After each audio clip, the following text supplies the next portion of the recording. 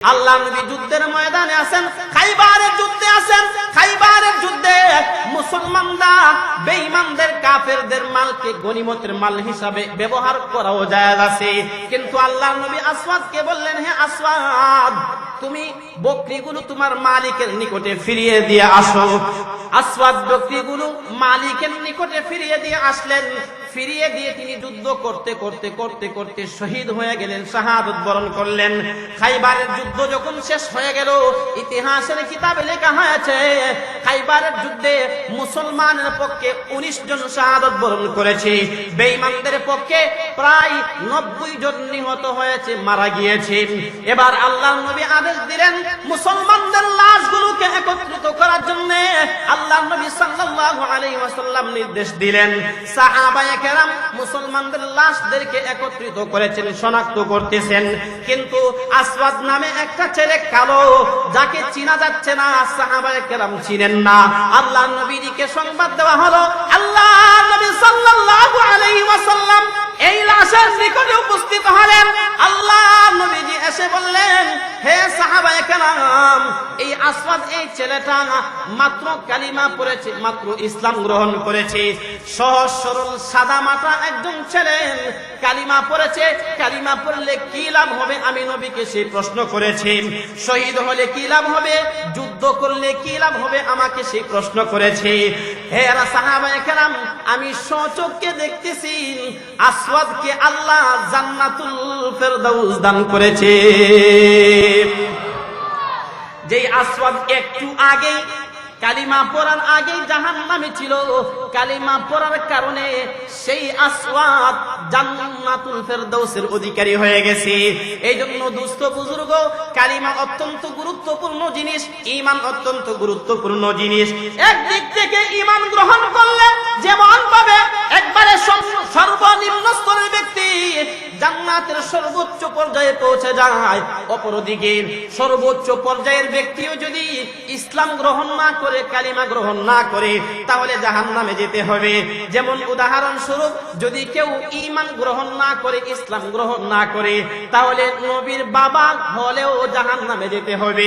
যেমন উদাহরণস্বরূপ হযরত ইব্রাহিম আলাইহিস সালাম, ইব্রাহিম হলেন একজন জলিলুল কদর রাসূল। ইব্রাহিম আলাইহিস সালাম আল্লাহর খলিল, কিন্তু তার বাবা আজব জান্নাতি না জাহান্নামী? জোরে বলেন, জান্নাতি না জাহান্নামী? জাহান্নামী কেন জাহান্নামী? ঈমান গ্রহণ করে নাই, ইসলাম গ্রহণ করে নাই, এই জন্য আজর হবে জাহান্নামী, আজর জাহান্নামী। ইব্রাহিম আলাইহিস সালাম আল্লাহ পাকের কাছে দোয়া করলেন, হে আল্লাহ, আমার বাবাকে maaf করে দেন, আমার আব্বাকে maaf করে দেন। রব্বুল আলামিন ওহী নাযিল করে বললেন, হে ইব্রাহিম, না, তোমার বাবাকে maaf করা হবে না, তোমার আব্বাকে আজরকে জাহান্নামে জ্বালানো হবে। ইব্রাহিম পয়গম্বর বললেন, ওগো আল্লাহ, আমার বাবা জাহান্নামের ভিতরে জ্বলবে, লক্ষ লক্ষ মানুষ দেখবে, শত সহস্র মানুষ দেখবে, আমাকে লজ্জা দিবে। ইব্রাহিমের বাবা, ইব্রাহিম নবী, বাবা জাহান্নামের ভিতরে জ্বলতেছে। আল্লাহ পাক রব্বুল আলামিন ইব্রাহিম আলাইহিস সালামের সামনে জাহান্নাম খুলে দিলেন। ইব্রাহিম আলাইহিস সালাম জাহান্নাম দেখতেছেন, জাহান্নামের ভিতরে আশ্চর্য একটা প্রাণী জ্বলতেছে, প্রাণীটার আকৃতি চেনা যাচ্ছে না, ইব্রাহিম চিনতে পারেন না। আল্লাহ পাক রব্বুল আলামিনের কাছে বললেন, ইয়া আল্লাহ, ওগো রব্বুল আলামিন, জাহান্নাম খুলে দেওয়া হয়েছে, জাহান্নামের শাস্তি আমি দেখতেছি, অবলোকন করতেছি, কিন্তু রব্বুল আলামিন জাহান্নামে একটা প্রাণী জ্বলতেছে, প্রাণীটাকে আমি চিনতে পারতেছি না। আল্লাহ বললেন, হে ইব্রাহিম, এটাই হলো আপনার বাবা আজর। আজরের আকৃতি আমি চেঞ্জ করেছি, পরিবর্তন করেছি, যাতে করে লোকেরা আপনার আব্বাকে দেখে আপনাকে লজ্জা দিতে না পারে। কিন্তু এরপরেও গো পয়গম্বর, আপনার আব্বা যেহেতু ঈমান গ্রহণ করে নাই, আমি আল্লাহর নীতি হলো ঈমান না আনলে আমি আল্লাহ কাউকে জান্নাত দিব না। রব্বুল আলামিন কুরআনুল কারীমে বিভিন্ন বস্তুর শপথ করেছেন। আল্লাহ রব্বুল আলামিন যে কোনো বস্তুর শপথ করা আল্লাহর জন্য, আল্লাহর শানের সাথে যায়, কিন্তু বান্দার জন্য আল্লাহ ছাড়া গায়রুল্লাহর নামে শপথ করা এটা জায়েজ নাই। বান্দা শপথ করে বলবে, কসম করে বলবে আমার মায়ের কসম, বান্দা বাবার কসম করবে, বান্দা কোরআনুল কারীমের কসম শপথ করবে, এগুলো জায়েজ নাই। বান্দা একমাত্র যদি কথার গুরুত্ব বোঝানোর জন্য শপথ করতেই হয়, তাহলে একমাত্র আল্লাহর নামে শপথ করতে হবে। গায়রুল্লাহ তথা আল্লাহ ছাড়া অন্যের নামে বান্দার জন্য শপথ করা জায়েজ নাই। আপনারা বুঝছেন এই কথাটা? আল্লাহ ছাড়া বাকি কোনো বস্তুর নামে বান্দার জন্য শপথ করা জায়েজ আছে? শপথ করা জায়েজ নাই। কিন্তু রব্বুল আলামিন বিভিন্ন বস্তুর শপথ করে থাকেন। যেমন আল্লাহ তাআলা এই সূরার মধ্যে ওয়াল আসরি, আসরের শপথ করেছেন। আল্লাহ তাআলা যে বস্তুর শপথ করেন ওই বস্তুর গুরুত্ব বোঝানোর জন্য শপথ করেন। শপথ করে আল্লাহ যে কথাটা বলবেন, যে কথাটা বলেছেন, এই কথার গুরুত্ব বুঝিয়েছেন। আবার যে বস্তুর শপথ করেছেন ওই বস্তুটাও খুব গুরুত্বপূর্ণ, এই জন্য ওই বস্তুর শপথ আল্লাহ করেছেন। যেমন দেখেন কোরআনুল হাকিমে সূরাতুশ শামসের মধ্যে আল্লাহ তাআলা 11টা বস্তুর শপথ করেছেন। এর মধ্যে একটা বস্তু হলো ওয়াস শামসি ওয়া দুহাহা, সূর্যের শপথ, সূর্যের কিরণ তথা সূর্যের আলোর শপথ। দেখেন আল্লাহ সূর্যের শপথ করেছে, তাহলে সূর্যটা আল্লাহর কাছে কত গুরুত্বপূর্ণ। মানুষের জন্য গুরুত্বপূর্ণ সূর্য। যদি সূর্য না থাকে তাহলে জীবন ব্যবস্থাপনা ঠিক থাকবে না, এই দুনিয়ার ব্যবস্থাপনা ঠিক থাকবে না, ধ্বংস হয়ে যাবে। এই জন্য আল্লাহ সূর্যের শপথ করে, কসম করে সূর্যের গুরুত্ব বুঝাইলেন। আল্লাহ আরেক সূরার মধ্যে ওয়াল কলামি ওয়া মা ইয়াসতুরুন, আমরা যে কলম দ্বারা লেখি সেই কলমের শপথ করেছেন। কলমের শপথ করে আল্লাহ কলমের গুরুত্ব বুঝাইলেন। কলম এটা খুব গুরুত্বপূর্ণ একটা জিনিস। কলম দ্বারা রাষ্ট্র বিজিত হয়, কলম দ্বারা আদালতে রায় হয়, কলম দ্বারা আসামিকে ফাঁসির কাস্টে ঝুলানো হয়, কলম দ্বারা অফিস আদালতে সিদ্ধান্ত গৃহীত হয়। এই জন্য দুনিয়াতে চলতে গেলে প্রতিটা কদমে কদমে প্রত্যেকটা জায়গায় কলমের খুব গুরুত্ব রয়েছে। আল্লাহ এই কথা বোঝানোর জন্যই কলমের শপথ করেছেন। ঠিক তদ্রূপ ভাবে সূরাতুল আসরে আল্লাহ পাক ওয়াল আসরি বলে আসরের শপথ করেছেন। মুফাসসিরিনে কেরাম আসরের মর্ম লিখেছেন দুইটা কথা। কয়টা কথা ভাই? জোরে বলেন না, কয়টা কথা? দুইটা কথা। এক নাম্বার ওয়াল আসরি বলতে সময়ের শপথ। ওয়াল আসরি বলতে কিসের শপথ? সময়ের শপথ। আল্লাহ সময়ের শপথ করে সময়ের গুরুত্ব বুঝাইলেন। হে বান্দা, আমি তোমাকে 60 বছর, 70 বছর, 50 বছর একটা জিন্দেগি দিলাম, সময় দান করলাম। জীবনটা, এই হায়াতটা, এটা তোমার হায়াতের সময় খুব গুরুত্বপূর্ণ। সময়টাকে কাজে লাগাও। সময়ের গুরুত্ব বোঝানোর জন্য আল্লাহ রাব্বুল আলামিন আসরের শপথ করেছেন। বান্দাকে সময়ের গুরুত্ব বোঝানোর জন্য আল্লাহ আসরের শপথ করেছেন। মুফাসসিরিনে কেরাম 2 নাম্বার ব্যাখ্যা লিখেছেন। আসর বলতে আসরের নামাজ। আসর বলতে কি উদ্দেশ্য এখানে? আসরের নামাজ। আল্লাহ আসরের নামাজের শপথ করে আসরের নামাজের গুরুত্ব বুঝিয়েছেন। আসরের নামাজটা গুরুত্বপূর্ণ নামাজ, এই জন্য আল্লাহ আসর বলে নামাজের শপথ করেছেন। আল্লাহ একটা বস্তুর শপথ করে, একটা শপথ করে 4টা কথা বলছেন। এর মধ্যে প্রথম কথা ইন্নাল ইনসানা লাফি খুসর। দুনিয়া যত মানুষ আছে, দুনিয়াতে যত মানুষ রয়েছে, চাই নারী হোক, চাই পুরুষ হোক, চাই কর্মজীবী হোক, চাই চাকরিজীবী হোক, চাই সরকারি চাকরিজীবী হোক, চাই বেসরকারি চাকরিজীবী হোক, যত মানুষ আছে পৃথিবীতে, আল্লাহ বলতেছেন সমস্ত মানুষ হলো ক্ষতিগ্রস্ত। সকল মানুষ ধ্বংসশীল, সকল মানুষ ক্ষতিগ্রস্ত। তবে 4 গুণ বিশিষ্ট মানুষ ক্ষতিগ্রস্ত না। 4 গুণ বিশিষ্ট মানুষ ক্ষতির অন্তর্ভুক্ত হবে না। কয় গুণওয়ালা মানুষকে আল্লাহ আলাদা করেছেন? জোরে বলেন, কয় গুণ? 4 গুণ। এর মধ্যে 1 নাম্বার আল্লাহ বলতেছেন ইল্লাল্লাযীনা আমানু ওয়া আমিলুস সালিহাত। 1 নাম্বার হলো যারা ঈমান আনয়ন করেছে। 1 নাম্বার কি? যারা ঈমান আনয়ন করেছে। ঈমান সম্পর্কে আল্লাহ তাআলা কুরআনুল হাকিমে অনেকগুলি আয়াত বলেছেন। আল্লাহ ঈমান সম্পর্কে বহু আয়াত নাযিল করেছেন। সবগুলো আয়াত তেলাওয়াত করে শোনানোর সময় নাই, শুধুমাত্র 2-1টা আয়াতের থেকে আপনাদেরকে শোনাচ্ছি।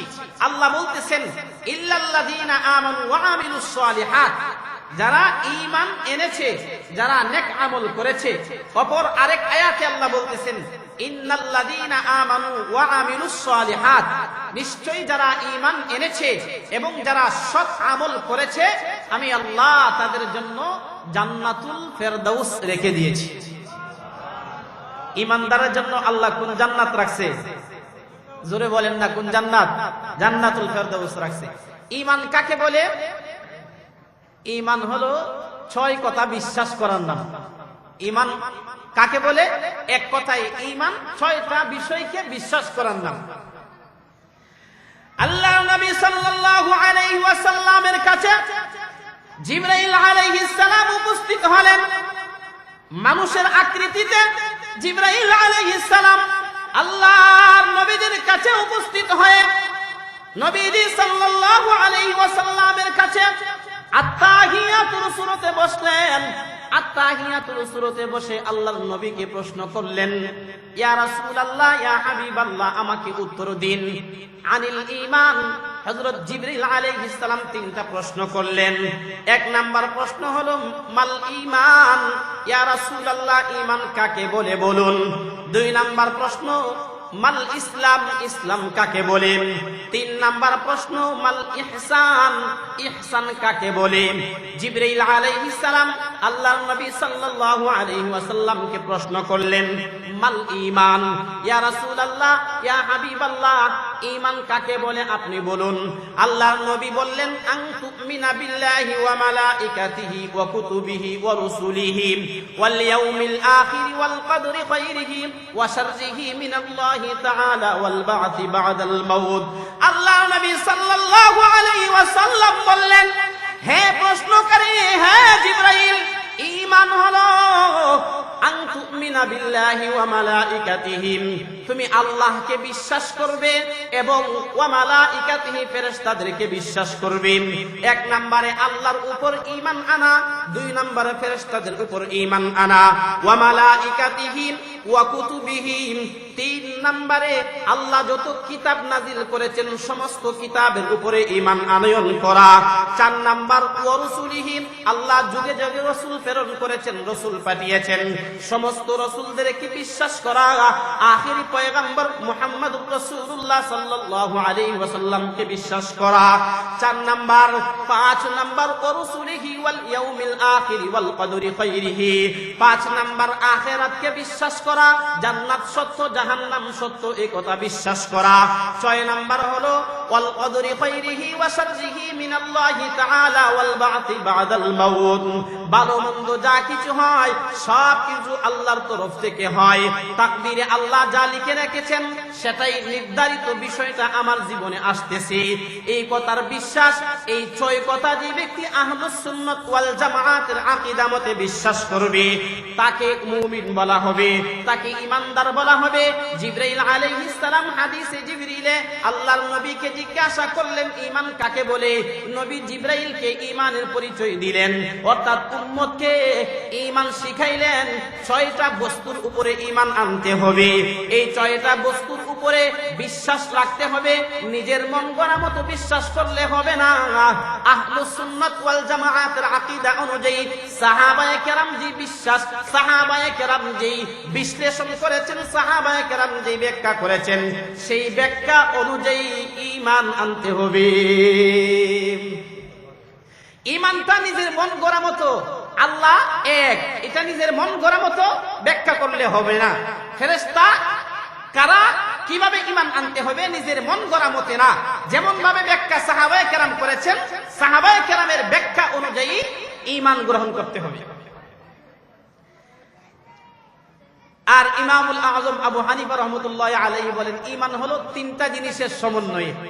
আলোচনা খাতাকে আমি ঈমানের পরিচয় কম বেশি আমরা মসজিদের জুমার খুতবার মধ্যে শুনে থাকি, এই জন্য এদিকে দীর্ঘায়িত করতে চাচ্ছি না। সামনে আরো গুরুত্বপূর্ণ আলোচনা আছে বিদায় ঈমানের বিশ্লেষণের মধ্যে আর আলোচনাটাকে লম্বা করতে চাই না। হযরত ইমামুল আযম আবু হানিফা রাহমাতুল্লাহি আলাইহির মতে ঈমান 3টা জিনিসের সমন্বয় যদি হয় তাহলে ঈমান হবে। 1 নাম্বার, এই 6 জিনিসের ব্যাখ্যা ছয় জিনিস ধীরে ধীরে বিশ্বাস করতে হবে, তাসদিক বিল জিনান করতে হবে, অন্তর দ্বারা বিশ্বাস করতে হবে। 2 নাম্বার ইকরার বিল লিসান, জবান দ্বারা স্বীকার করতে হবে। 3 নাম্বার আমল বিল আরকান, তথা আমলে পরিণত করতে হবে। যদি এই 3টা কাজ করা যায় তাহলে তাকে মুমিন বলা হবে, তাহলে তাকে ঈমানদার বলা হবে। যদি এই 3 কাজ না হয়, অর্থাৎ কেউ দিলে দিলে মনে মনে বিশ্বাস করলো আল্লাহকে কিন্তু জবান দ্বারা স্বীকার করলো না, সে কি ঈমানদার হতে পারবে? জোরে বলেন, ঈমানদার হতে পারবে? ঈমানদার হতে পারবে না। ঈমানদার হওয়ার জন্য দিলে দিলে বিশ্বাস করতে হবে, আবার জবান দ্বারা স্বীকারও করতে হবে, আবার সেটাকে আমলেও পরিণত করতে হবে। যদি এই 3টা কাজ করা হয় তাহলে সে মুমিন হবে, তাহলে সে ঈমানদার হবে। যে ব্যক্তি এই 6টা জিনিসকে বিশ্বাস করে লা ইলাহা ইল্লাল্লাহ মুহাম্মাদুর রাসূলুল্লাহ সাল্লাল্লাহু আলাইহি ওয়াসাল্লাম বলার মাধ্যমে স্বীকারোক্তি দিল, আল্লাহর নবী বলেন দাখালাল জান্নাহ, সে জান্নাতে প্রবেশ করবে। দেখেন হাদিসে আসছে, কিতাবুল ঈমানের হাদিস, মিশকাতের 19 নম্বর হাদিস, মুসলিম শরীফের 39 নম্বর হাদিস। হাদিসে আসছে আবু হুরায়রা রাদিয়াল্লাহু তাআলা আনহু বলেন, নবীজি সাল্লাল্লাহু আলাইহি ওয়াসাল্লাম কুন্না কুউদান হাওলা রাসূলিল্লাহি সাল্লাল্লাহু আলাইহি ওয়াসাল্লাম, আমরা একবার নবীজি সাল্লাল্লাহু আলাইহি ওয়াসাল্লামের পাশে বসা ছিলাম। আমাদের সাথে হযরত আবু বকর সিদ্দিক ছিলেন, হযরত উমর ইবনুল খাত্তাব ছিলেন, হযরত উসমান গনি রাদিয়াল্লাহু তাআলা আনহু আমাদের সাথে বসা ছিলেন। নবীজি হঠাৎ করে আমাদের থেকে উঠে চলে গেলেন। নবীজি উঠে চলে যাওয়ার পরে দেরি হইতেছে, বিলম্ব হইতেছে, নবী আর আসতেছেন না। আমরা শঙ্কিত হলাম, নবী যে গেলেন, গিয়ে বিপদগ্রস্ত হলেন কিনা, আসতেছেন না কেন, কারণটা কি? আবু হুরায়রা রাদিয়াল্লাহু তাআলা আনহু বলেন, এই জন্য সর্বপ্রথম যারা ভয় পেয়েছে যে নবী বিপদগ্রস্ত হয়েছেন কিনা, এর মধ্যে আমি হলাম সর্বপ্রথম। আমি মজলিস থেকে উঠে আল্লাহর নবীকে খুঁজতে শুরু করলাম, নবী কোথায় গেলেন, নবীকে তালাশ করতে শুরু করলাম। নবীকে সাহাবায়ে কেরাম তালাশ করার একটা পদ্ধতি ছিল। পদ্ধতিটা হলো আল্লাহর নবী সাল্লাল্লাহু আলাইহি ওয়াসাল্লাম যেই রাস্তা দিয়ে চলতেন, যেই রাস্তা দিয়ে যাইতেন, ওই রাস্তা দিয়া মেশকে আম্বরের ঘ্রাণ বের হয়ে আসত। সুবহানাল্লাহ, জোরে বলবেন না?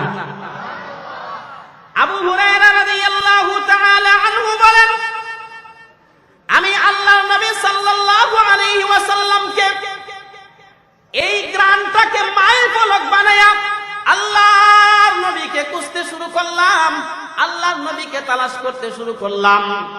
নবী সাল্লাল্লাহু আলাইহি ওয়াসাল্লামকে খুঁজতে খুঁজতে তালাশ করতে করতে মদিনার বনু নাজ্জার একটা গোত্র আছে, ওই গোত্রের একটা বাগান আছে। মদিনার বনু নাজ্জার গোত্রের একজন লোকের একটা বাগান, আমি ওই বাগান পর্যন্ত গ্রামটাকে পাইলাম। আবু হুরায়রা বলেন, আমি আন্দাজ করলাম, অনুমান করলাম আল্লাহর নবী হয়তো এই বাগানের ভিতরেই আছেন, বাগানের ভিতরেই থাকবেন। কিন্তু বাগানের ভিতরে, দেওয়ালের ভিতরে আমি ঢুকবো কিভাবে, দেওয়ালের ভিতরে, বাগানের ভিতরে আমি প্রবেশ করব কিভাবে? আমি রাস্তা খুঁজতেছি, রাস্তা তালাশ করতেছি। আবু হুরায়রা বলেন, হঠাৎ করে একটা পর্নালা পাইলাম, একটা ড্রেন পাইলাম। ড্রেন দিয়ে কোন রকম নিজেকে জোরসোর করে, নিজেকে সংকুচিত করে আমি এই বাগানের ভিতরে প্রবেশ করলাম। বাগানের ভিতরে প্রবেশ করার পরে আল্লাহর নবী সাল্লাল্লাহু আলাইহি ওয়াসাল্লাম আমাকে বললেন, আমাকে দেখে আল্লাহর নবী বললেন, হে আবু হুরায়রা, তুমি এখানে কেন এসেছো, কি জন্য এসেছো? আবু হুরায়রা রাদিয়াল্লাহু তাআলা আনহু বলেন, ইয়া রাসূলুল্লাহ, ইয়া হাবিবাল্লাহ, আপনি আমাদের মধ্যেই বসা ছিলেন, আলোচনা করতেছিলেন, আপনি চলে আসছেন গো নবীজি। আপনি চলে আসার পরে আমরা শঙ্কিত হয়েছি, ভয় পেয়েছি, আপনি কোন বিপদগ্রস্ত হলেন কিনা, এই জন্য আপনাকে তালাশ করার জন্য বাগানের ভিতরে আসছি। এবার রাসূলুল্লাহ সাল্লাল্লাহু আলাইহি ওয়াসাল্লাম আবু হুরায়রার হাতে আল্লাহর নবীজির দুইটা জুতা মুবারক দিয়ে বললেন, হে আবু হুরায়রা, দুইটা জুতা নিয়ে যাও, আমি নবীর সঙ্গে তোমার যে সাক্ষাৎ হয়েছে সাক্ষাতের প্রমাণ স্বরূপ এই দুইটি জুতা পেশ করবে। বাগানের বাইরে যাও, গিয়ে যার সঙ্গে তোমার সাক্ষাৎ হবে তাকে তুমি বলবে, যে ব্যক্তি লা ইলাহা ইল্লাল্লাহ পড়বে ওয়া হুয়া মুস্তাইকিনাম বিহা, যে ব্যক্তি লা ইলাহা ইল্লাল্লাহ বলবে, দিলে দিলে স্বীকার করবে, আল্লাহ রাব্বুল আলামিন তাকে জান্নাত দান করবে। আল্লাহর নবী সাল্লাল্লাহু আলাইহি ওয়াসাল্লাম আবু হুরায়রা রাদিয়াল্লাহু তাআলা আনহুকে যেই মাত্র পাঠাইলেন, আবু হুরায়রা বলেন, আমি বাগানের ভিতর থেকে বের হলাম, কালিমার দাওয়াত দিব, লা ইলাহা ইল্লাল্লাহর দাওয়াত দিব। আবু হুরায়রা রাদিয়াল্লাহু তাআলা আনহু বলেন, বাগান থেকে বের হয়েই সর্বপ্রথম যার সঙ্গে আমার সাক্ষাৎ হয়েছে তিনি হলেন হযরত ওমর ইবনুল খাত্তাব। নরম না গরম? জোরে বলেন না, নরম না গরম? ওমর ইবনুল খাত্তাব গরম সাহাবী, গরম মেজাজের সাহাবী। আবু হুরায়রা রাদিয়াল্লাহু তাআলা আনহু বলেন, আমি ওমর ইবনুল খাত্তাবকে বললাম, হে ওমর, আপনি বলুন লা ইলাহা ইল্লাল্লাহ দাখালাল জান্নাহ, লা ইলাহা ইল্লাল্লাহ বললে জান্নাতে প্রবেশ করবেন। হযরত ওমর ইবনুল খাত্তাব আবু হুরায়রা রাদিয়াল্লাহু তাআলা আনহুর পিছনে পিছনে গিয়া বাগানে গিয়া উপস্থিত। এবার আবু হুরায়রা বলতেছেন, নবী আপনি আমাকে দাওয়াত দেওয়ার জন্য বললেন, ওমর আমাকে মেরেছে। নবী সাল্লাল্লাহু আলাইহি ওয়াসাল্লাম ওমরকে জিজ্ঞাসা করলেন, হে ওমর কেন মেরেছো? ওমর বলতেছে, ইয়া রাসূলুল্লাহ, আবু হুরায়রা যেভাবে কালিমার দাওয়াত দিতেছে, এইভাবে কালিমার দাওয়াত দিলে মানুষ কালিমার উপর ভরসা করে নেক আমল ছেড়ে দিবে। মানুষ মনে করবে লা ইলাহা ইল্লাল্লাহ পড়লেই তো, ঈমান আনলেই তো জান্নাতে যাব, সুতরাং আমলের দরকার কি? যেভাবে কালিমার দাওয়াত দিতেছে এইভাবে কালিমার দাওয়াত অব্যাহত থাকলে মানুষ নেক আমল ছেড়ে দিবে, এই জন্য আমি তাকে মেরেছি। আল্লাহর নবী বললেন, হে ওমর, হ্যাঁ, আমার উম্মতকে আমলের সুযোগ দাও, ফাখাল্লিহিম, তাদেরকে আমল সহকারে তাদেরকে দাওয়াত দাও, নেক আমল সহকারে তাদেরকে দাওয়াত দাও। এই হাদিস থেকে আপনাদের সামনে যে কথাটা বুঝাইতে চাই, শুধু ঈমান আনার কারণে জান্নাতে যাবে কি যাবে না? শুধু ঈমান এনেছে, শুধু ঈমান আনার কারণেও আল্লাহ পাক বান্দাকে জান্নাত দিবে। যেমন দেখেন ঈমানের কত মূল্য। খাইবারের যুদ্ধ শুরু হয়েছে, হযরত রাসূল করিম সাল্লাল্লাহু আলাইহি ওয়াসাল্লাম খাইবারে আক্রমণ করেছেন, অবরোধ করেছেন, দীর্ঘদিন পর্যন্ত খাইবারকে অবরোধ করে রেখেছেন। এই খাইবারের যুদ্ধ চলাকালীন সময়ে একজন রাখাল ছেলের নাম হলো আসওয়াদ। কি নাম ভাই? আসওয়াদ। এই আসওয়াদ রাখাল ছেলেটা নবীজি সাল্লাল্লাহু আলাইহি ওয়াসাল্লামের কাছে আসলো। নবীজির কাছে এসে ইসলাম সম্পর্কে জিজ্ঞাসা করলো। নবীকে জিজ্ঞাসা করলো, আপনি খাইবারে কেন আসছেন? কি উদ্দেশ্যে খাইবারে আসেন? নবীজি বললেন, আমরা খাইবারে এসেছি, ইহুদিরা মুসলমানদেরকে ধ্বংস করতে চায়, ইহুদিরা চক্রান্ত করেছে, এই চক্রান্তের জবাব দেওয়ার জন্য আমরা এসেছি। এবার আবু হুরায়রা বলতেছেন, আপনি কোন মিশন নিয়ে দুনিয়াতে এসেছেন? আপনি কিসের জন্য দুনিয়ায় এসেছেন? আসওয়াদের এই প্রশ্নের উত্তরে আল্লাহর নবী বলতেছেন, আমার মিশন একটাই, মানুষ মুসলমান হবে, কালিমা পড়বে, পরকালে দুনিয়া এবং আখিরাতে সফল হয়ে যাবে।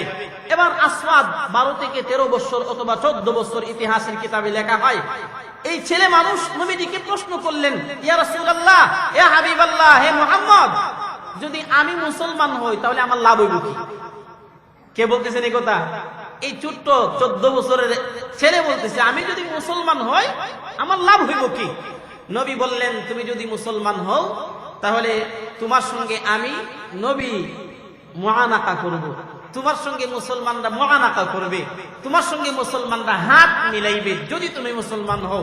এবার আসওয়াদ মনে মনে ভাবতেছে, তিনি ইয়াসরিবের বাদশা, মদিনার বাদশা, মদিনার সরকার, আমি মুসলমান হয়ে গেলে তিনি আমার সঙ্গে হাত মিলাবেন, তিনি আমার সঙ্গে বুক মিলাবেন, মুসলমানরা আমাকে তাদের বুকের সাথে বুক মিলিয়ে নিবে, আমাকে জড়িয়ে ধরবে, এটা তো পরম সৌভাগ্যের বিষয়।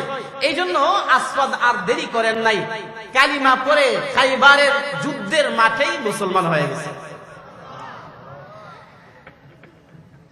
খাইবারের যুদ্ধে আসওয়াদ রাদিয়াল্লাহু তাআলা আনহু মুসলমান হয়ে যাওয়ার পরে এবার আসওয়াদ রাদিয়াল্লাহু তাআলা আনহু আল্লাহর নবীকে জিজ্ঞাসা করলেন, ইয়া রাসূলুল্লাহ, ইয়া হাবিবাল্লাহ, এখন আমার করণীয় কি? আমি এখন কি করব?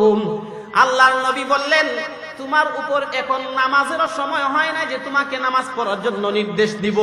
তোমার উপর হজ ফরজ হয় নাই যে আমি হজ করার জন্য তোমাকে আদেশ দিব। তবে ইসলাম ও মুসলমানদের জন্য এখন একটা আমল চলতেছে, আমলের নাম হলো জিহাদ করা।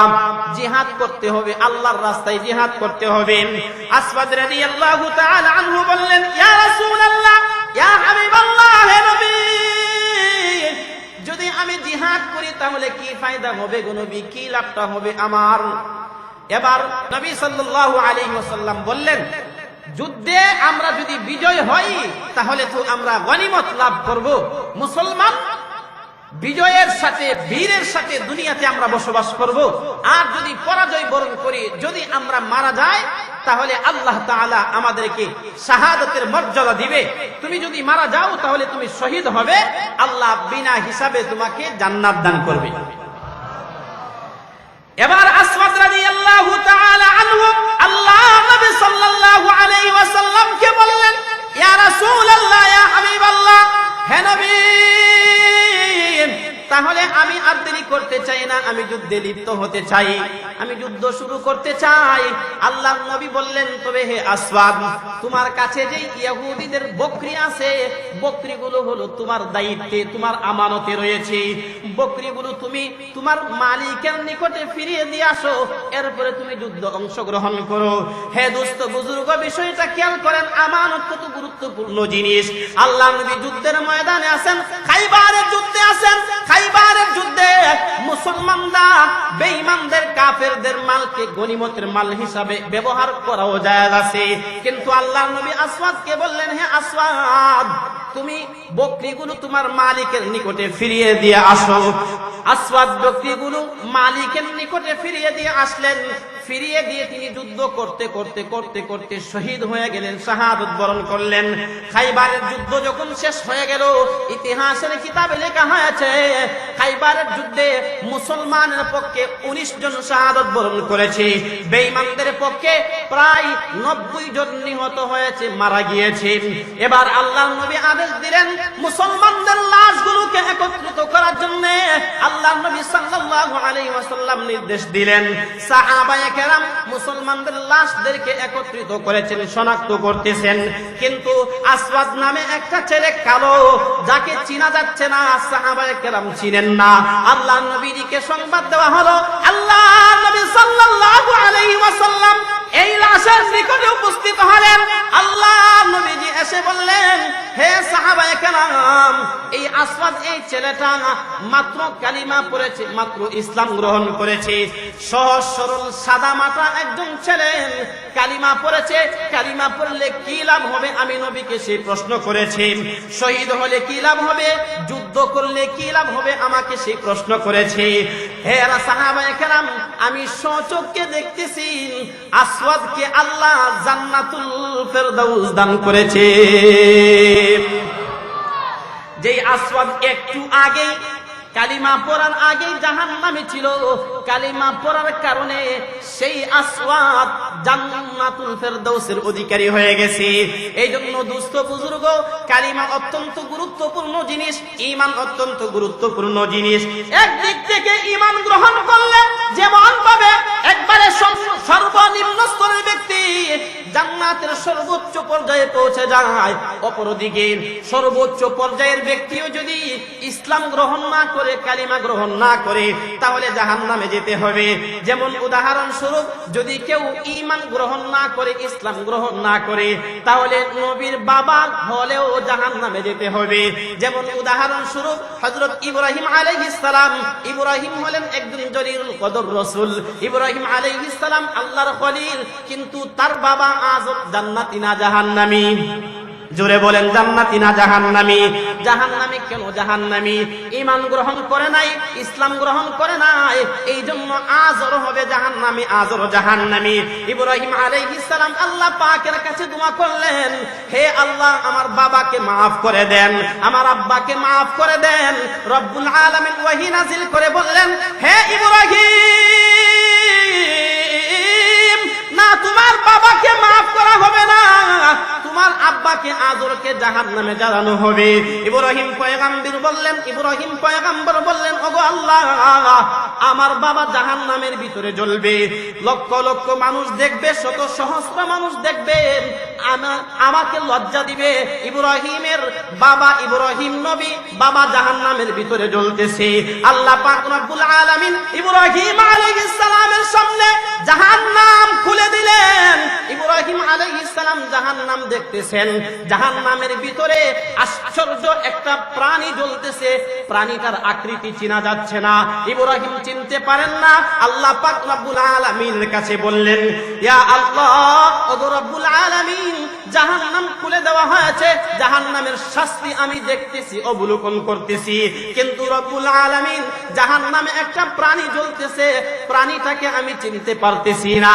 আল্লাহ বললেন, হে ইব্রাহিম, এটাই হলো আপনার বাবা আজর, আজরের আকৃতি আমি চেঞ্জ করেছি, পরিবর্তন করেছি, যাতে করে লোকেরা আপনার আব্বাকে দেখে আপনাকে লজ্জা দিতে না পারে। কিন্তু এরপরেও গো পয়গম্বর, আপনার আব্বা যেহেতু ঈমান গ্রহণ করে নাই, আমি আল্লাহর নীতি হলো ঈমান না আনলে আমি আল্লাহ কাউকে জান্নাত দিব না। শুধু ইব্রাহিমের আব্বা না, নবীদের স্ত্রী আল্লাহ পাক রব্বুল আলামিন কুরআনুল হাকিমের সূরাতুত তাহরীমের মধ্যে দৃষ্টান্ত পেশ করেছেন। দরাবাল্লাহু মাসালাল লিল্লাযিনা কাফারু ইমরাআতা নূহি ওয়া ইমরাআতা লূত কানাতা তাহতা আবদাইনি মিন ইবাদিনা সালিহাইনি ফাখানাতাহুমা ফালাম ইগনিয়া আনহুমা মিনাল্লাহি শাইআন ওয়া কিলা দুখুলান নার মা'আদ দাখিলিন।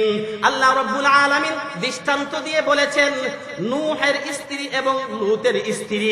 নূহ আলাইহিস সালামের স্ত্রীর নাম হলো ওয়াহিলা, লূত আলাইহিস সালামের স্ত্রীর নাম হলো ওয়াহিলা আইন দিয়া।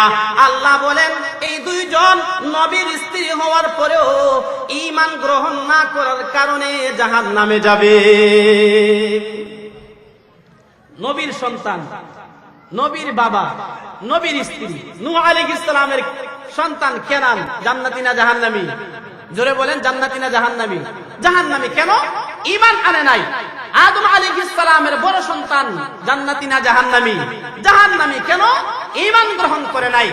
আদমের বড় সন্তান নূহ আলাইহিস সালামের সন্তান কেনান, লূত আলাইহিস সালামের স্ত্রী, নূহ আলাইহিস সালামের স্ত্রী ঈমান গ্রহণ না করার কারণে, ইব্রাহিম আলাইহিস সালামের বাবা ঈমান গ্রহণ না করার কারণে জাহান্নামে যাবে। শুধু এখানেই শেষ নয়, নবী আরবী রাহমাতুল লিল আলামিন খাতামুন নবিয়্যিন মুহাম্মদুর রাসূলুল্লাহ সাল্লাল্লাহু আলাইহি ওয়াসাল্লামের আপন চাচা আবু তালেব, আবু লাহাব, যেই আবু তালেবে নবীজির সারা জীবন, নবীজির 51 বছর জীবন পর্যন্ত নবীর ওলিয়তের দাবি, নবীর অভিভাবকত্বের দায়িত্ব পালন করেছেন, নবীকে ডিরেকশন দিয়েছেন, নবীকে সামাজিক ভাবে নবীজির দায়িত্ব পালন করেছেন, সেই আবু তালেব ঈমান গ্রহণ না করার কারণে জান্নাতি না জাহান্নামী? জোরে বলেন, জান্নাতি না জাহান্নামী? জাহান্নামী। এই জন্য ঈমান অত্যন্ত দামি জিনিস। শুধু 6টা জিনিসকে দিল দিয়ে বিশ্বাস করা, অন্তর দ্বারা স্বীকার করা। যে ব্যক্তি মান ক্বালা লা ইলাহা ইল্লাল্লাহ দাখালাল জান্নাহ, যদিও শব্দের রিওয়ায়াতের ভিন্নতা রয়েছে, মাফহুম এক। যে ব্যক্তি লা ইলাহা ইল্লাল্লাহ বলবে সে অবশ্যই অবশ্যই জান্নাতে যাবে। যেমন দেখেন, মুসলিম শরীফের হাদিসে একটা বর্ণনায় আছে, হাদিস নাম্বার হলো 29, মুসলিম শরীফের 29 নম্বর হাদিসের মধ্যে আছে, রাসূলুল্লাহ সাল্লাল্লাহু আলাইহি ওয়াসাল্লাম বলেন, সর্বশেষ এক ব্যক্তিকে আল্লাহ তাআলা শুধু ঈমানের কারণে জান্নাত দিবে। কিসের কারণে জান্নাত দিবে? শুধু ঈমানের কারণে। ওই লোকটা দীর্ঘদিন জাহান্নামের আগুনে জ্বলবে। আল্লাহ তাআলা যারা মুসলমান পাপিষ্ট পাপ করেছে গুনাহ করেছে তারা জাহান্নামে যাবে জাহান্নামে জ্বলবে এক সময় আল্লাহ তাদেরকে জান্নাত দিবে এক সময় আল্লাহ তাআলা হাদিসে আসছে নবীজি সাল্লাল্লাহু আলাইহি ওয়াসাল্লাম নিজে জাহান্নামীদেরকে জাহান্নাম থেকে উঠায় আনবেন আবার আল্লাহ পাক রব্বুল আলামিন ফেরেশতাদেরকে পাঠাইবেন যাও মুসলমানরা জাহান্নামে জ্বলতেছে যাদের ঈমান আছে মিসকাল হাববাতিন মিন খারদালিন মিনাল ঈমান যাদের অন্তরে সরিষার দানার সমপরিমাণ ঈমান আছে তাদেরকে জাহান্নাম থেকে উদ্ধার করে জান্নাতে নিয়ে আসো ভাই প্রশ্ন হলো ফেরেশতারা যে যাবে ফেরেশতারা জাহান্নামে তো কোটি কোটি মানুষ জাহান্নামে জ্বলতেছে কে ঈমানদার কার ঈমান আছে কার ঈমান নাই বুঝবে কিভাবে কার দিলের ভিতরে সরিষা পরিমাণ ঈমান আছে কার দিলের ভিতরে নাই বুঝবে কিভাবে একটা আলামত আছে আলামতটা হলো যারা নামাজ পড়ে এই কপালে দাগ পড়ে কিনা কথা বলেন পড়ে কিনা জাহান্নামীরা মুসলমান যদি জাহান্নামে যায় নামাজি যদিও জাহান্নামে যায় কিন্তু নামাজ পড়ার কারণে কপালে যে দাগ পড়তেছে উযু করার কারণে দুই হাত ধুইতেছে দুই পা ধুইতেছে চেহারা ধুইতেছে জাহান্নামে যাওয়ার পরে এই অঙ্গ প্রত্যঙ্গ জ্বলবে না এগুলো জলমল জলমল করতে থাকবে ফেরেশতারা এই অঙ্গ প্রত্যঙ্গ দেখেই বুঝতে পারবে সে হলো মুসলমান তাকে আলাদা করে এই সমস্ত ব্যক্তিদেরকে আলাদা আলাদা আলাদা আলাদা করে এই সমস্ত লোকদেরকে জান্নাতের ভিতরে প্রবেশ করাবে কিন্তু একজন ব্যক্তি এরকম হবে যে ব্যক্তিটা জাহান্নামের শাস্তি দীর্ঘদিন ভোগ করেছে মুসলিম শরীফের বর্ণনা দীর্ঘদিন ভোগ করেছে কিন্তু আল্লাহ তাআলা এখন তাকে একটু ঘুরিয়ে দিয়েছেন মুকবিলুন বিওয়াজহিহি তার চেহারাটাকে ইলান নার জাহান্নামের আগুনের দিকে ঘুরে আছে জাহান্নামের আগুনের তাপ গরমি তার চেহারার মধ্যে লাগতেছে ওই ব্যক্তি এমন অবস্থায় আল্লাহর কাছে বলবে হে আল্লাহ হে রব আমাকে আপনি এই জাহান্নামের আগুন থেকে আমাকে ফিরাইয়া দেন জাহান্নামের আগুনের দিকে আমার চেহারাটা আছে এটাকে একটু ফিরাইয়া দেন আল্লাহ পাক বান্দাকে বলবে হে বান্দা যদি চেহারাটা ফিরাইয়া দেই তাহলে আমার কাছে আর কিছু চাইবে না তো বুঝতেছেন কথা আপনারা আল্লাহর কাছে বান্দা বলবে না আল্লাহ আপনি যদি আমার এই উজরটাকে গ্রহণ করেন তাহলে আমি আর আপনার কাছে কিচ্ছুই চাইবো না আমাকে জাহান্নামের চেহারাটা ঘুরাইয়া দিয়ে দেন আল্লাহ চেহারাটা ঘুরাইয়া দিবে চেহারাটা ঘুরানো মাত্রই বান্দা দেখবে একটা বৃক্ষ দেখা যায় একটা গাছ দেখা যাইতেছে ওই গাছের বিশাল বড় একটা গাছ ওই গাছের নিচে ছায়া রয়েছে এবং ওই গাছের নিচে বৃক্ষের নিচে পানিও রয়েছে এবার বান্দা আল্লাহর কাছে বলবে হে আল্লাহ আমাকে ওই বৃক্ষের কাছে নিয়ে যান হে আল্লাহ আমাকে ওই বৃক্ষের কাছে দেন আমি ওই বৃক্ষের নিচে ছায়া গ্রহণ করব ওই বৃক্ষের নিচ থেকে একটু পানি গ্রহণ করব আল্লাহ রাব্বুল আলামিন এবার বান্দাকে বলবেন হে বান্দা তুমি না একটু আগে বললে আর কিচ্ছু চাইবে না এখন কেন চাইতেছো এবার বান্দা বলবে ওগো রব্বুল আলামিন আমাকে আপনি বৃক্ষের কাছে নিয়ে যান আমি আর কিছুই আপনার নিকটে চাইবো না বান্দাকে আল্লাহ রব্বুল আলামিন বৃক্ষের কাছে নিয়ে যাইবে বৃক্ষের কাছে নিয়ে যাওয়ার পরে বান্দা সেখানে গিয়ে ছায়া গ্রহণ করবে এবং পানি পান করবে এরপরে আরেকটু দূরে তাকিয়ে দেখবে যে গাছের নিচে বসবাস করতেছে এর চাইতে আরেকটু উত্তম সুন্দর আরেকটা গাছ দেখা যায় বড় গাছ দেখা যাইতেছে এবার বান্দা বলবে ওগো রব্বুল আলামিন হে আল্লাহ আমাকে ওই বৃক্ষের কাছে নিয়ে যান ওই গাছটার কাছে নিয়ে যান আল্লাহ রব্বুল আলামিন বলবে হে বান্দা তুমি না একটু আগে বললে আর কিচ্ছু চাইবে না রে বান্দা এখন আবার কেন চাইতেছো বান্দা বলবে ওগো রব্বুল আলামিন আমাকে ওই বৃক্ষের কাছে নিয়ে দিলে আমি আর আপনার কাছে কিছুই চাইবো না আল্লাহ বলবে মা আকদারাকা ইয়া আবদি হে বান্দা বারবার বারবার ওয়াদা ভঙ্গ করতেছো বারবার তুমি ওয়াদা খেলাফি করতেছো বান্দা বলবে ওগো আল্লাহ এই বৃক্ষের চাইতে ওই বৃক্ষটা আমার কাছে উত্তম মনে হইতেছে আপনি ওই বৃক্ষের কাছে নিয়ে দেন আল্লাহ বান্দাকে ওই বৃক্ষের কাছে দ্বিতীয় বৃক্ষের কাছে নিয়ে দিবে দ্বিতীয় বৃক্ষের কাছে নিয়ে দেওয়ার পরে গাছের নিকট নিয়ে দেওয়ার পরে এবার বান্দা এই গাছের নিকট থেকে মনে মনে ভাববে আল্লাহ আমাকে যে নিয়ামত দিয়েছে আল্লাহ আমাকে যে সুখ দিয়েছে এই সুখ মনে হয় আল্লাহ আর কাউকে পরকালের জিন্দেগিতে দেয় নাই। অথচ সে এখনো জান্নাতে যায় নাই, মাত্র জাহান্নামের কর্নার থেকে উঠেছে।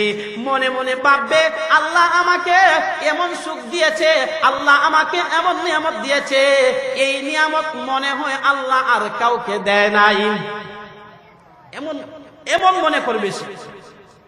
এরপরে দেখেন দ্বিতীয় বৃক্ষের নিকটে বসে, গাছের নিকটে বসে ছায়া উপভোগ করবে, পানি পান করবে, আর হঠাৎ করে তাকায় দেখবে আর একটা বৃক্ষ দেখা যাইতেছে, এটা জান্নাতের দরজার কাছে। কোথায় এটা? জান্নাতের দরজার কাছে। এবার আল্লাহর কাছে বলবে, হে আল্লাহ, আপনি আমাকে তৃতীয় বৃক্ষ যেটা নাকি জান্নাতের দরজার কাছে আছে, এই বৃক্ষটার কাছে নিয়ে দেন। আল্লাহ বলবে, বান্দা তুই না একটু আগে বললে আর কিছু চাইবে না, এখন আবার চাচ্ছিস কেন? ও আল্লাহ, আমি আপনার কাছে শপথ করে বলবে, কসম করে বলবে, আল্লাহ আপনার ইজ্জতের শপথ, আপনার জালালতের শপথ, আমি আর আপনার কাছে কিছুই চাইবো না। জান্নাতের দরজার নিকটে যে গাছটা আছে, ওই গাছের নিকটে আমাকে নিয়ে দেন, এরপরে আমি আর আপনার কাছে কিছুই চাইবো না। আল্লাহ বান্দাকে ওই জান্নাতের দরজার বৃক্ষের কাছে নিয়ে দিবে। দেওয়ার পরে এই গাছের নিকটে বৈশা এখন জান্নাত দেখা যাইতেছে। মুসলিম শরীফের বর্ণনায় আসছে, লা ইয়াসমাউ সাউতা আসহাবিল জান্নাহ, সে জান্নাতের অধিবাসীদের আওয়াজ শুনবে, কথা শুনবে, জান্নাতের নাজ ও নিয়ামত দেখবে, কিন্তু জান্নাতের দরজার নিকটে বসা। কিন্তু আল্লাহরে তো বারবার কইতেছে, আল্লাহ কিচ্ছু চাইবো না, কিচ্ছু চাইবো না। এখন আর চাইবে কিভাবে, একটু লজ্জাও করতেছে। এখন কিছুদিন পর্যন্ত মুহাদ্দিসিনে কেরাম বলেন, কিছুদিন পর্যন্ত সে চুপ থাকবে, অনেক দিন পর্যন্ত, আল্লাহ যতদিন পর্যন্ত চাইবেন সে চুপ থাকবে, আর কিছুই আল্লাহর কাছে চাইবে না। কিন্তু জান্নাতের গ্রাণ পাওয়া যাইতেছে। অন্য বর্ণনায় আছে 500 বছরের দূরের রাস্তা থেকে জান্নাতের গ্রাণ পাওয়া যায়। কয়শো বছরের রাস্তা? 500 বছরের দূরের রাস্তা থেকে জান্নাতের গ্রাণ পাওয়া যাবে। আর ওই লোকটা জান্নাতের দরজায় বসা, গেইটে বসা, জান্নাতের গ্রাণ পাবে না? জান্নাতের গ্রাণ পাবে। এবার আল্লাহর কাছে দীর্ঘদিন আর চুপ করে থাকতে পারবে না, জবান খুলবে, জবান খুলে বলবে, আল্লাহ, আল্লাহ আপনি তো দয়া করে এই পর্যন্ত আমাকে এনেছেন, আর একটু দয়া করে আপনি জান্নাতের ভিতরেই আমাকে দিয়ে দেন। লাইয়ুদখিলনি ইলাল জান্নাহ, হে আল্লাহ, আপনি তো আমাকে জান্নাতে প্রবেশ করাইতে পারেন, আপনি আমাকে জান্নাতে প্রবেশ করায়া দেন। নবীজি সাল্লাল্লাহু আলাইহি ওয়াসাল্লাম বলেন, মুসলিম শরীফের বর্ণনায় আছে, মুসলিম শরীফের হাদিসটা যিনি বর্ণনা করেছেন তিনি হলেন আব্দুল্লাহ ইবনে মাসউদ। আব্দুল্লাহ ইবনে মাসউদ রাদিয়াল্লাহু তাআলা আনহু এই কথাটা বলেই মুস্কি হাসি দিলেন। হাসি দিয়ে শ্রোতাদেরকে বললেন, ছাত্রদেরকে বললেন, আমি কেন হাসি দিয়েছি তোমরা জিজ্ঞাসা করবে না? বুঝেন নাই কথা? উস্তাদে হাদিস বর্ণনা করে হাসি দিছে, হাসি দিয়ে ছাত্রদেরকে জিজ্ঞাসা করতেছে, আমি কেন হাসি দিছি? এই ছাত্ররা তোমরা কি বলবে না? ছাত্ররা জিজ্ঞাসা করলো, হুজুর আপনি কেন হাসি দিয়েছেন? আব্দুল্লাহ ইবনে মাসউদ বলেন, আমি এই হাদিস শুনিয়ে হাসি দিয়েছি এই জন্য, নবীর কাছ থেকে আমি যখন হাদিস শুনেছি তখন নবীজিও হাদিস শুনায়া হাসি দিয়েছেন, এই জন্য আমি হাসি দিয়েছি। আর নবীজি কেন হাসি দিয়েছেন আমরা নবীকে জিজ্ঞাসা করেছি, নবী আপনি হাদিস বলে হাসলেন কেন? নবী উত্তর দিলেন, বান্দা যখন জান্নাতের ভিতরে প্রবেশ করবে তখন আল্লাহ তাআলা এই বান্দার এই কার্যকলাপ দেখে, বান্দার এই কাজ দেখে আল্লাহ কুদরতি হাসি দিবেন। নবী বলেন, এই জন্য আমি নবী হাসি দিয়েছি। খুব বেশি আমল করার কারণে নাকি ঈমান আনার কারণে? ঈমান আনার কারণে আল্লাহ বলবে, বান্দা যা তোরে জান্নাত দিলাম। এখন দেখেন জান্নাতের ভিতরে ঢুকছে, এটা মুসলিম শরীফের বর্ণনা। বুখারী শরীফের বর্ণনায় আছে, জান্নাতে ঢুকার পরে আবার বেজাল করবে। বেজাল বলতে কি বেজাল? জান্নাতের ভিতরে ঢুকে তো দেখবে সবাই যার যার বিল্ডিং নিয়ে আছে, সবাই যার যার বিল্ডিং নিয়ে, সবাই যার যার গাড়ি নিয়ে, সবাই যার যার বাগান নিয়ে, সবাই যার যার যাই নিয়ামত আছে ওই নিয়ামত নিয়ে সে আছে। তার দখলে তো কোনো কিছু নাই, সে তো শুধু দেখতেছে, অন্যের বিল্ডিং দেখতেছে, অন্যের ঘর দেখতেছে, অন্যের বাগান দেখতেছে, অন্যের গাড়ি দেখতেছে, তার তো কোনো কিছু নাই। এই জন্য আল্লাহর কাছে বলবে, আল্লাহ আমি তো জান্নাতে আসছি কিন্তু আমার তো কোনো কিছু নাই। কি বলবে? আল্লাহ আমি জান্নাতে আসছি কিন্তু আমার তো কোনো কিছু নাই। আল্লাহ তার দিলের ভিতরে ঢেলে দিবে, হে বান্দা তুমি আল্লাহর কাছে চাও, আবেদন করো, আল্লাহর কাছে জান্নাত চাও। হাদিস শরীফে আছে, ওই ব্যক্তি বলবে, রব্বুল আলামিন, হে আল্লাহ আমাকে জান্নাত জান্নাত দেন, আমাকে জান্নাত দেন, জান্নাতের নাজ ও নিয়ামত দান করেন। আবার আল্লাহ তার দিলের ভিতরে ঢেলে দিবে। বান্দা আবারও বলবে আল্লাহ আমাকে জান্নাত দেন, আমাকে জান্নাত দেন। আবারও আল্লাহ তার দিলের ভিতরে ঢেলে দিবে। বান্দা আবারও বলবে আল্লাহ আমাকে জান্নাত দেন, আল্লাহ আমাকে জান্নাত দেন। এবার আল্লাহ বান্দাকে বলবে হে বান্দা, আমি রব্বুল আলামিন দয়া করে তোমাকে এমন একটা জান্নাত দান করব, যেই জান্নাতটা এই দুনিয়াটা 10টা দুনিয়াকে একত্রিত করলে যতটুকু বড় হবে, আমি আল্লাহ তোমাকে এই পরিমাণ একটা জান্নাত দান করব। এবার বান্দা বলবে ওগো রব, আপনি রব হয়ে আমার সাথে মস্কারা করেন, উপহাস করেন, মজাক করেন। আল্লাহ বলবে না রে বান্দা, আমি রব হয়ে মস্কারা করি না, উপহাস করি না, আমি আল্লাহ দয়া কইরা তোকে এই জান্নাত দান করে দিলাম।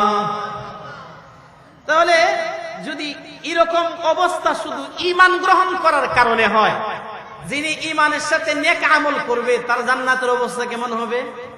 আপনারা ওয়াজ শুনে সিদ্ধান্ত মনে মনে নিয়েন না যে হুজুর ওয়াজ তো ভালোই করেছেন, তাহলে আজকে থেকে ঈমান তো এনেছেই, আর নেক আমল করব না, নামাজ পড়বো না, রোজা রাখবো না, হজ করবো না, যাকাত দিব না, ওয়াজ শুনবই না, কারণ ঈমান তো আনছি, একদিন না আরেকদিন তো আমি জান্নাতে যাবই, এটা মনে করবেন না।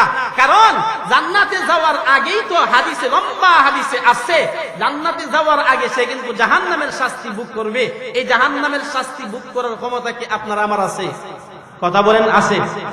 জাহান্নামের শাস্তি ভোগ করার ক্ষমতা তো আপনার আমার নাই।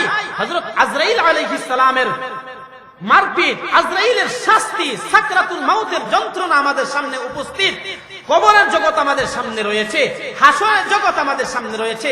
জাহান্নামের আগুনের শাস্তি তো ভোগ করার বিন্দু পরিমাণ ক্ষমতা নাই। এই জন্য এই কথা মনে করলে হবে না ঈমান যেহেতু আনছি জান্নাত তো আমি পাবই, আমল করার দরকার কি, এটা মনে করলে হবে না। আমল করতে হবে, ঈমানের সাথে সাথে আমল করতে হবে। কুরআন মাজিদে যত জায়গায় ঈমানের কথা বলেছেন, প্রায় জায়গাগুলোতেই আমিলুস সালিহা ওয়া আমিলুস সালিহা ইল্লা মান তাবা ওয়া আমানা ওয়া আমিলা আমালান সালিহা, যেখানেই ঈমানের কথা বলেছেন সেখানেই নেক আমলের কথা বলেছেন, সেখানেই নেক আমলের কথা, সেখানেই আমলে সালেহের কথা, নামাজের কথা, রোজার কথা, হজ্জের কথা বলেছেন। সুতরাং শুধু ঈমান এনেছি বললেই চলবে না, বরং নেক আমল করতে হবে। আল্লাহ রাব্বুল আলামিন কুরআনুল হাকিমে বলেছেন ওয়াল আসরি, আসরের শপথ, সকল মানুষ ধ্বংসশীল, তবে যার মধ্যে 4টা গুণ থাকবে। 1 নাম্বার হইল ইল্লাল্লাযীনা আমানু, যারা ঈমান আনয়ন করেছে। 2 নাম্বার ওয়া আমিলুস সালিহাত, যারা নেক আমল করেছে। 3 নাম্বার ওয়া তাওয়াসাউ বিল হাক্কি ওয়া তাওয়াসাউ বিস সাবরি, 3 নাম্বার যারা সৎ কাজের আদেশ করে। কি করে? সৎ কাজের আদেশ করে। নিজে নামাজ পড়ে অন্যকে নামাজ পড়ার ব্যাপারে আদেশ করে, নিজে দান করে অন্যকে দান করার ব্যাপারে উৎসাহ দেয়, নিজের সন্তানকে মাদ্রাসায় পড়ায়, অন্যের সন্তানকে মাদ্রাসায় পড়ানোর জন্য উৎসাহ দেয়, নিজে আমল করতেছে অন্যকে আমল করানোর জন্য উৎসাহ দেয়। আবার অনেকে আছে দেখবেন মনে করে যে আমি নামাজ পড়লেই হয়েছে, আর কাউকে বলার দরকার নাই, আমার সন্তান আলেম হইলেই চলে, আর কাউকে আলেম বানানোর দরকার নাই। আসেনি কিছু মানুষ এরকম আমরা সমাজে আছে, কিন্তু মনে করে শুধু আমি জান্নাতি হব, আর কেউ জান্নাতি হওয়ার দরকার নাই। কিছু এরকম মনের মানুষ আছে। না ভাই, 4 গুণ লাগবে। 1 নাম্বার গুণ ঈমান ওয়ালা, 2 নাম্বার গুণ আমল ওয়ালা, 3 নাম্বার গুণ ঈমান আমলের দাওয়াত দেনেওয়ালা। ঈমান আমলের দাওয়াত দেনেওয়ালা সংক্ষিপ্ত ভাবে বললাম। 4 নাম্বার ওয়া তাওয়াসাউ বিস সাবর, যদিও সবর শব্দ আছে, সবর থেকে কিভাবে নাহি আনিল মুনকার হইল এটা আরেকদিন বুঝাবো, সংক্ষিপ্ত ভাবে বলতেছি। মুফাসসিরিনে কেরাম লেখেন 4 নাম্বার গুণ হলো যারা অসৎ কাজে বারণ করে। অসৎ কাজে কি করে? বারণ করে। অসৎ কাজে নিষেধ করে, অসৎ কাজ থেকে দূরে থাকে, অন্যকে গান শোনা থেকে বিরত রাখে, অন্যকে পাপ কাজ থেকে বিরত রাখে। যার মধ্যে এই 4 গুণ থাকবে, আল্লাহ বলেন ওরা ক্ষতিগ্রস্ত না, তারা সফল কাম হবে। কয় গুণ? জোরে বলেন কয় গুণ? 4 গুণ। 1 নাম্বার কি আপনারা বলেন? জোরে বলেন। 2 নাম্বার আমলে সালেহ। 3 নাম্বার ঈমান আমলের দাওয়াত। 3 নাম্বার কি? ঈমান আমলের দাওয়াত। 4 নাম্বার অশ্লীল কাজে বাধা দেওয়া। নাহি আনিল মুনকার করা, পাপ কাজে কি করা? বাধা দেওয়া। এখন আপনি বলবেন যে হুজুর এক জায়গায় বাজারে গান হইতেছে, আমি বাধা দিব কিভাবে? বাধা দিতে গেলে তো আমাকে মারবে। যদি এরকম সম্ভাবনা থাকে তাহলে নবী বলেন মান রাআ মিনকুম মুনকারান ফালইগাইয়িরহু বিয়াদিহি, যদি তোমাদের কেউ কোনো অসৎ কাজ হতে দেখে তাহলে যদি তার সক্ষম, যদি তার ক্ষমতা থাকে, যদি তার সাধ্য আর সামর্থ্য থাকে তাহলে সে হাত দিয়ে বারণ করবে। আর যদি হাত দিয়ে বারণ করা সাধ্য আর ক্ষমতা না থাকে তাহলে সে জবান দিয়ে বারণ করবে, মুখ দিয়ে নিষেধ করবে। কিন্তু মুখ দিয়ে বাধা দিলেও যদি এরকম রিঅ্যাকশন আসে, পাল্টা আক্রমণ আসার সম্ভাবনা থাকে যেটা সে বরদাস্ত করতে পারবে না, সহ্য করতে পারবে না, নবী বলেন তাহলে অন্তর দ্বারা ঘৃণা করবে। ফাইল্লাম ইয়াস্তাতি ফাবিকলবিহি ওয়া যালিকা আযআফুল ঈমান, যদি জবান দ্বারা বারণ করতেও সক্ষম না হয় তাহলে অন্তর দ্বারা ঘৃণা করবে। আর অন্তর দ্বারা ঘৃণা করা এটা হলো একবারে ঈমানের সর্বনিম্ন পর্যায়। এটা কি ঈমানের সর্বনিম্ন পর্যায়? এই জন্য মুফাসসিরিনে কেরাম লিখেছেন ওয়াতাওয়াসাউ বিস-সাবরি নাহি আনিল মুনকারের তিনটা পদ্ধতি, হয়তো সরাসরি বারণ করা অথবা জবান দ্বারা বুঝানোর চেষ্টা করা, বুঝানোর পরেও যদি সে বুঝাইতে যদি আমি অক্ষম হই, বুঝাইতে গেলেও আক্রমণ আসবে, যদি এরকম সম্ভাবনা থাকে তাহলে অন্তর দ্বারা ঘৃণা করতে হবে। আল্লাহ তাআলা আমাদের সবাইকে এই চার গুণে গুণান্বিত হওয়ার তৌফিক দান করুন, সকলে বলি আমিন।